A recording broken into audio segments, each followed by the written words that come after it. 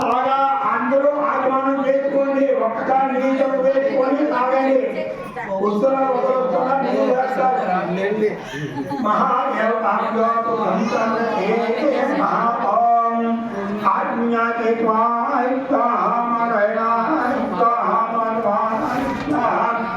గోవింద విష్ణు మధ్య శోధనాత్రే క్రమావామ ఆపేదరావు కి వేదాపం నామాసం రామ శంకర సేవా